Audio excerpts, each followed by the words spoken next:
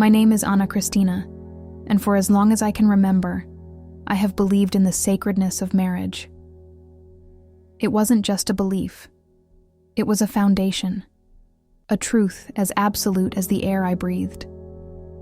I grew up hearing that once you married, only death could break that bond. That was the way it had always been, the way it was meant to be. For 27 years, I carried that belief like a banner, holding it high even as my hands grew weak, even as my heart whispered questions I didn't dare voice. Was marriage truly meant to last no matter what? Even when love faded, when pain settled in the silences between two people, when the warmth that once filled a home turned into a cold, hollow presence, was I meant to endure it all in silence? Carlos was my first and only love. We married when I was 25, full of dreams, believing we were building a life together as God intended. And for a time, it felt like we were. Those first years were filled with tenderness, small gestures, soft words, the kind of affection that made me believe we would be one of those couples who grew old hand in hand. But the years passed, and that man, the one who used to hold my face in his hands and whisper that I was his world, slowly became a stranger in our own home. The laughter that once filled our rooms faded into quiet indifference. Conversations turned into duty, then into silence. The warmth of his touch became rare, his eyes always looking past me rather than at me. And within the walls of our marriage, I found myself more alone than I had ever been before. I told myself it was normal, that love changed with time, that all marriages went through difficult seasons. So I prayed. I prayed endlessly, fervently, begging God to restore us, to bring back the man I had promised my life to. I fasted. I kneeled at my bedside in the dark hours of the night, whispering desperate prayers into the stillness. But the more I prayed, the further he seemed to drift away. And then, the thought came. The one I was too afraid to acknowledge. The one that made my heart pound in shame. What if it never goes back to the way it was? What if I was clinging to something that no longer existed? Even allowing those thoughts to surface felt like a betrayal, a sin. I had been taught that divorce was never an option. My church said it. My family said it. I told it to myself every morning when I looked into the mirror and saw a woman slowly fading into the weight of an existence that felt like a cage. I searched for reasons to stay. God hates divorce. Marriage is a covenant, not to be broken. So I stayed. I accepted my life for what it was meant to be. After all, Carlos never laid a hand on me in anger. He never cheated. He never forbade me from doing anything. Wasn't that enough? Wasn't that what marriage was supposed to be? An endurance, a commitment beyond fleeting emotions? The hardest part wasn't the loneliness. It was the fact that I had no one to talk to about it. The few times I tried to express my unhappiness, the response was always the same. Pray more. Fast and surrender to God. Be more patient. Be more submissive. Endure. I did everything they told me to do. I did everything that was supposed to bring healing, to fix what was broken. But nothing changed. And so I learned to silence my doubts. I buried them deep inside, convinced that my suffering was just part of the path I had to walk. But late at night, when the world was quiet and the weight of my loneliness pressed down on my chest, the questions would return, whispering to me in the darkness. Did God really create me to live a life without love? Did He really prefer for me to remain bound to a marriage that felt like nothing more than an obligation? I was afraid to ask these questions aloud, afraid of what they meant, afraid of the answer I might find. And so I kept them locked away, hidden behind a carefully constructed life that looked perfect from the outside.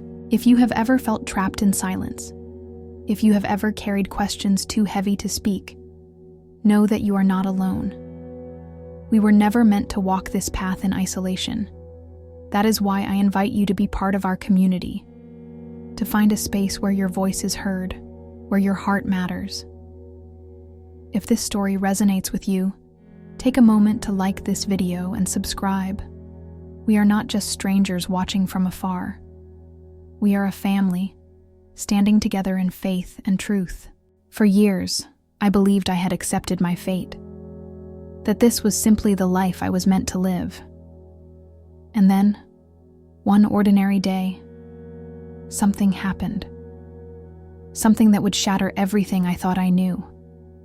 Something that would take me beyond the limits of this world itself. I don't remember falling. One moment, I was standing in my living room, and the next, the world around me tilted. My vision blurred, and a strange, heavy dizziness pressed down on my body. It felt as if the weight of all those silent years had finally become too much for me to carry. Then, everything went black. The silence that followed was unlike anything I had ever known.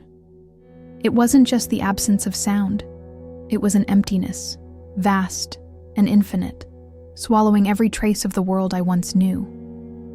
Before that, the last thing I remembered was the exhaustion. A weariness so deep it settled into my bones. A numbness that had become second nature. I had spent years going through the motions, existing rather than living, convincing myself that this was what faith required of me, that I was doing the right thing by staying, by enduring. But in that moment, as my body collapsed onto the cold floor, none of it mattered. Because I was no longer there. I was floating, hovering above myself. I could see everything with perfect clarity. My body, motionless on the ground. My face, pale and still. The room around me, unchanged, yet suddenly unfamiliar. Voices filled the space, frantic and desperate, calling my name. I could hear the panic in them, the urgency. Someone grabbed the phone, their hands trembling. I wanted to respond, to tell them I was here, that I could hear them, but my voice was gone. I wasn't in my body anymore. A sharp, cold terror gripped me. This wasn't a dream. It wasn't my imagination. I was outside of myself, detached from the life I had always known. And then, I felt it. Something was pulling me. It wasn't a gentle tug. It was a force, undeniable and powerful, dragging me away from everything I had ever known. It wasn't up or down, left or right. There was no direction, no point of reference. There was only movement, a terrifying acceleration into the unknown. I tried to resist, to fight against whatever was taking me, but I had nothing to hold on to. No walls, no floor, no hands to grasp. I was weightless, powerless, slipping further and further into a vast, endless darkness. The fear was overwhelming, a kind of fear that doesn't just live in the mind, but in the soul itself. And then, the voices came. At first, they were whispers, soft, distant, like echoes carried by the wind. Then, they grew louder, more distinct, more tormented. Screams, agonized cries of desperation and suffering, surrounding me from every side. The realization sent ice through what was left of me. I wasn't alone. And wherever I was, it was not a place of peace. The darkness thickened, pressing in on me, suffocating. Shapes began to emerge. Shadows, figures, twisted and shrouded in sorrow. Some were still, others moved. Some seemed human, others did not. I wanted to run, but there was nowhere to go. I wanted to close my eyes, but they were already closed. Then, from within the darkness, a voice spoke. Clear, sharp, unmistakable. Now you know. Something inside me shattered, because in that moment, I did know. I understood where I was. I understood what I was witnessing. And I understood the weight of the choices that had led me here. Had I been wrong about everything? Had my fears been justified? Had I spent all those years terrified of sin, only to be standing at the very edge of something far worse. But just as the terror threatened to consume me, something changed. A light, faint at first, distant, but growing, expanding, pushing back against the shadows that surrounded me. And with that light came warmth. Not just heat, but something deeper, something that reached into the very essence of who I was. The figures in the darkness recoiled, pulling away from the glow, their wails growing weaker. And then, for the first time since I had fallen, I felt something other than fear. I felt known, completely, utterly. There was nothing I could hide from this light. It saw everything, every doubt, every fear, every moment of silent suffering. It knew my heart, my struggles, my faith, my failures. And yet, there was no condemnation, only love. If you believe in the power of divine blessings, take a moment to type "Amen" in the comments. Let this be a declaration of faith, a way of opening yourself to God's presence. And if you feel the weight of struggles in your life, share your city with us. We will lift you up in prayer, speaking blessings over your home, your family, your heart. You are never alone. As I stood in the presence of this overwhelming light, the darkness around me faded, dissolving like mist in the morning sun. And then, through the brilliance, I saw him. I had never seen such a light before. It wasn't like the sunlight that warms your skin or the glow of a candle in the dark. This light was something else entirely. It wasn't just something I saw, it was something I felt. It moved through me, filling every hidden space inside me, revealing parts of myself I hadn't even realized were there. It was warm, but powerful, gentle, but overwhelming. It was everything at once. And in the very center of it, a figure emerged. At first, I saw only a silhouette. Tall, strong, radiant in a way that words fail to describe. But as the brightness softened just enough, I began to see more clearly. My breath, or whatever part of me still functioned as breath, caught in my throat. Because I knew who was standing before me. Not in the way you recognize a friend or a loved one. It was deeper than that. This was a knowing that lived in my very soul, a recognition so absolute that it erased all doubt. It was him, the one I had prayed to since I was a child, the one whose name I had whispered in the darkness when fear threatened to consume me, the one I had sought answers from for so long. And now, he stood before me. I wanted to speak, to ask 1,000 questions, to pour out every fear and doubt and uncertainty that had plagued me for years. But I couldn't. My mouth, if I even had one anymore, wouldn't move. Instead, he spoke first. Anna. Just my name.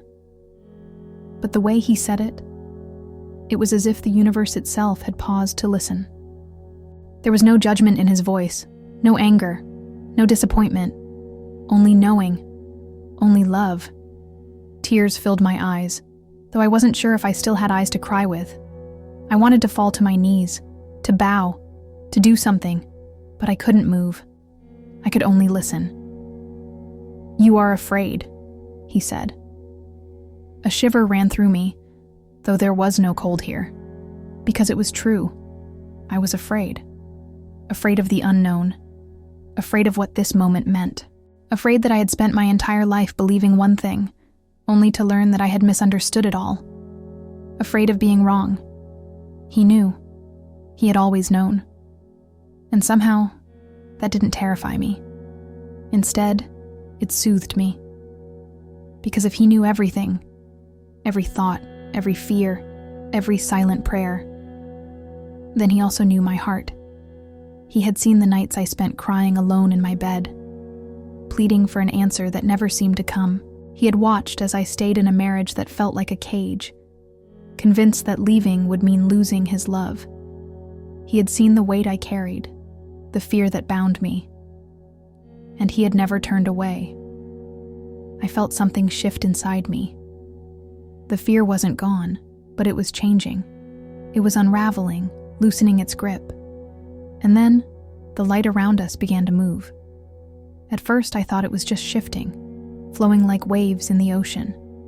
But then, images started to appear. I saw myself, years younger, on my wedding day, standing at the altar with Carlos, my heart full of hope and promise. I saw the way I had looked at him, the way he had held my hands, the way we had vowed before God to love each other forever. The scene changed. Now, I was sitting alone at our dining table, turning my wedding ring around and around between my fingers. My face was tired. My eyes were red from crying. I knew that moment. It was the night I had first allowed myself to wonder if love was truly meant to last no matter what. Another shift. Now, I was on my knees beside my bed, praying, begging for guidance. My hands clutched the bedsheets. My shoulders shook with silent sobs. And then, the final image. Me, in the exact moment before I collapsed, the very last second before my world went dark. A thought struck me, sharp and undeniable. Was this a judgment? Was I being shown every moment I had failed? Every moment of doubt, of fear, of weakness? I felt my breath catch again, waiting for the verdict. But then, he spoke once more. What have you learned? The question hit me harder than I expected. Because the truth was, I didn't have an answer. I had spent years asking God what he wanted from me. Years asking whether staying was the right choice or if leaving was a sin. Years trying to follow the rules, to be obedient, to make the right decisions. But now, standing here before him, I realized something. I had never truly asked what he desired for me. Not just what the church said. Not just what scripture had been interpreted to mean. Not just what others had told me was the right way to live. I had never actually asked him. For so long, I had thought faith meant following the rules perfectly. That obedience meant suppressing my own pain, my own desires, my own questions. But what if faith was more than that? What if obedience wasn't about staying in suffering, but about trusting that he had more for me? What if God's love was bigger than the fears that had kept me trapped for so long? For the first time in my life, I wasn't just asking for answers. I was ready to receive them. If you have ever carried questions too heavy to speak, if you have ever felt the weight of faith mixed with fear, know this: you are not alone. We are not meant to walk this path in silence. We are a community, standing together, learning together, growing together. I invite you to be part of this journey, to walk with us as we uncover truth, as we step into light. If this speaks to your heart, take a moment to like this video and subscribe. You belong here. The images around me faded and the light shifted once again. And as I stood before him, waiting, I knew that the answer I had spent a lifetime searching for was closer than ever before. The images had faded, but their weight remained, pressing deep into my soul. I stood in the presence of the one who knew me more intimately than I knew myself. And yet, I still felt the remnants of fear clinging to me like invisible chains. For so long, I had convinced myself that my suffering was a test of faith, that my endurance was proof of my obedience. But now, standing before the very source of truth, I began to question everything I had ever believed about sacrifice and devotion. The silence stretched between us, but it wasn't empty. It was charged with meaning, as if the very air around me held words unspoken. Then, he spoke again. How many have carried burdens I never placed upon them? The question struck deep, unraveling something inside me. Images appeared once more, but this time, they were not just of my own life. They were of others. Women I had never met, yet whose pain I recognized as my own. I saw a woman, young and full of sorrow, standing in an empty church. Her hands trembled as she removed the wedding ring from her finger, her face marked by the weight of an impossible decision. I saw a man sitting alone in the dim glow of a single lamp, holding a photograph in his hands, his expression twisted in regret. He had been unfaithful. He had destroyed something sacred. I saw a mother holding her children close, her body bearing the invisible wounds of years of suffering. She had stayed in a marriage that had broken her spirit, convinced that leaving would condemn her in the eyes of God. And then, I saw something that made my heart falter. An elderly couple, sitting side by side, hands intertwined. They had been together for decades, yet the air between them was heavy with silence, with words never spoken, with love that had faded into obligation. And I understood. Not every marriage was the same. Not every love story followed the same path. And yet, we had been taught to believe that marriage was one unbreakable rule, one single mold that could not be altered, no matter the circumstances. "You have lived in fear," he said, his voice neither accusing nor condemning. "But I did not create you to be bound by fear." A tremor ran through me. All my life, I had feared the consequences of leaving more than the pain of staying. I had believed that obedience meant enduring unhappiness in silence. But now, I was beginning to see something else. "What is a covenant?" he asked. The word stirred something in me, a truth I had never dared to consider.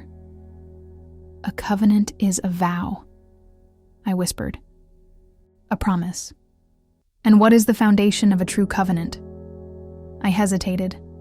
The answer seemed both obvious and unreachable, as if it had been just beyond my grasp all along.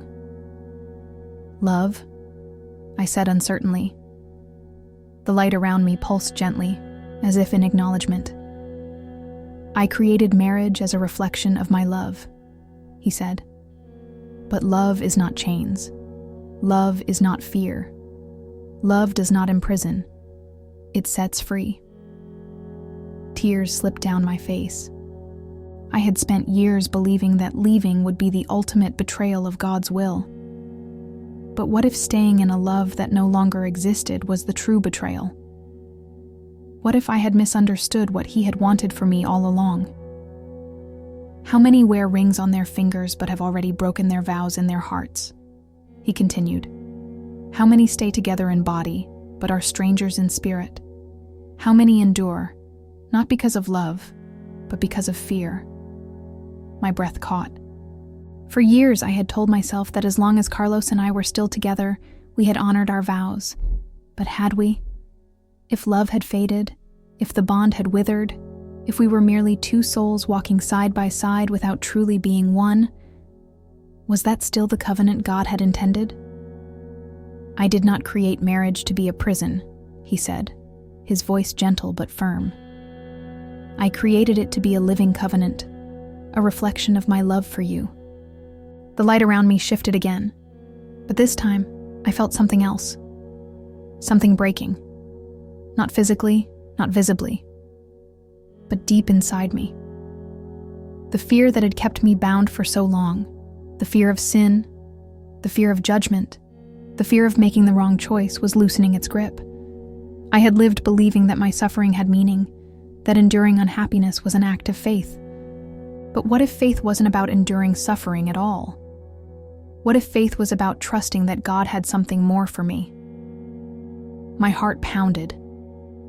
My entire being felt as if it had been set on fire, not with pain, but with revelation. For the first time, I saw the truth. For the first time, I understood. And yet, there was still one question left, the one I had been too afraid to ask. I swallowed hard, my voice barely above a whisper. "If you did not create marriage to be a prison, then what happens if I love again?"